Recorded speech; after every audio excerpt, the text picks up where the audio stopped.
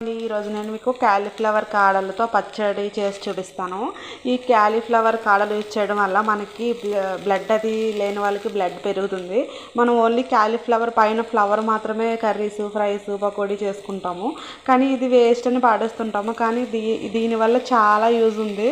దీన్ని చిన్న చిన్న ముక్కల కింద కోసుకొని ఇలా టమాటా, పచ్చిమిర్చి, వేరుశనగ గుళ్ళు, కొంచెం కొత్తిమీర వేసుకొని కొంచెం ఆయిల్ వేసుకొని ఫ్రై చేసుకొని మనం పచ్చడి చేసుకున్నాము.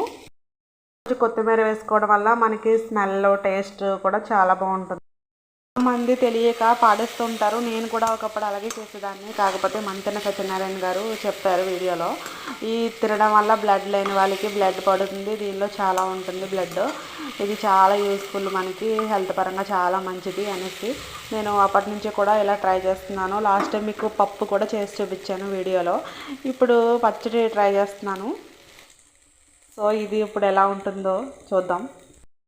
ఫైనల్గా నేను కొంచెం కొత్తిమీర, వెల్లుల్లి, చింతపండు, జీలకర్ర వేసుకున్నాను. సో దీన్ని ఇప్పుడు మిక్సీ పట్టేసుకుందాం. అయిపోయింది. ఇప్పుడు నేను దీన్ని మిక్సీ పట్టుకుంటాను. అయిపోయింది. ఇది అన్నంలోకి కానీ దోశల్లోకి కానీ చాలా టేస్ట్ ఉంటుంది.